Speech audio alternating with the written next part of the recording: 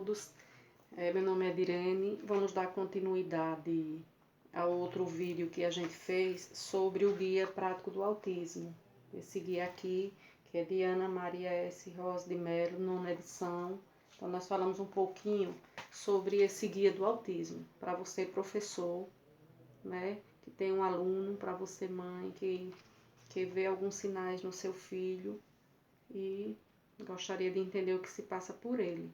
Então, principalmente nas escolas, onde muitas coisas têm sido descobertas. O professor não dá diagnóstico, o psicopedagogo não dá diagnóstico, mas ajuda o médico a encontrar uma explicação para muitas coisas. Então, esse guia é um guia muito importante. Então, anteriormente a gente já falou sobre algumas questões e hoje eu gostaria de falar de 3 critérios de diagnóstico para transtorno do espectro do autismo. Então, está aqui no Guia do Autismo, na página 58.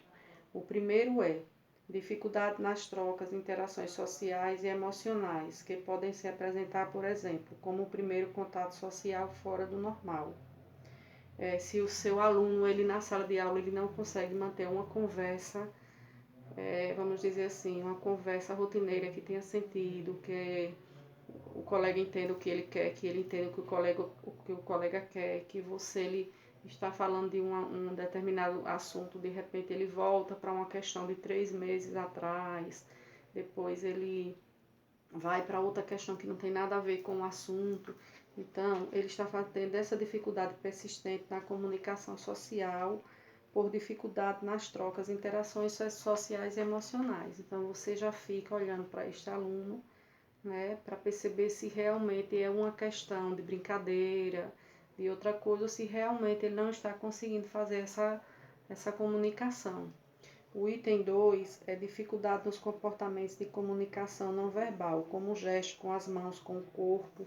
Então, às vezes, para pedir água na sala de aula, ele vai pegar na sua mão, lá na educação infantil ainda, ele vai pegar na sua mão, vai levar você até o filtro para que você entregue a água a ele, ou vai apontar com o dedo que ele quer água, ou que ele quer algum lanche, algum material, alguma coisa. Ou vai fazer alguma expressão facial, alguma expressão com o corpo. Então, a criança que não é verbal, mas que tem uma comunicação, porque a comunicação nem sempre ela é verbal. A comunicação pode ser através dos gestos.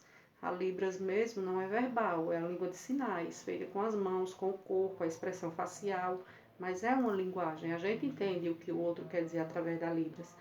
Então, da mesma forma, esse aluno, ele está apresentando um comportamento de linguagem, que não é uma linguagem verbal, mas é uma expressão que está querendo te dizer alguma coisa, e você chega até a compreender muitas vezes o que ele quer. Então, junto com o item 1, né, que já é o item de uma conversa que não é uma conversa de rotina, uma conversa que faça sentido, vamos dizer assim, você já vai ficando de olho. O item 3, para esse critério diagnóstico para o TEA, é dificuldade de desenvolver, manter e entender relacionamentos, que podem variar, por exemplo, de não conseguir ajustar o comportamento para as diferentes situações sociais, a dificuldade em brincar, de faz de conta com outras pessoas. Então, a gente sabe que as crianças, elas criam situações de família, de pai, de mãe, de namorado, de casamento, elas brincam e elas formulam um futuro que é muito bom para elas, porque o adulto que não brincou quando criança tem muito para ser um adulto problemático, porque a brincadeira é justamente esse jogo simbólico que vai fazer com que, quando adulto, a gente já tenha essa elaboração de família, de sociedade, de trabalho, e já tem uma construção maior. Essa criança, ela tem dificuldade para fazer esse jogo simbólico, ela tem dificuldade para poder desenvolver suas habilidades de brincar com as outras crianças, fazendo essa simbologia.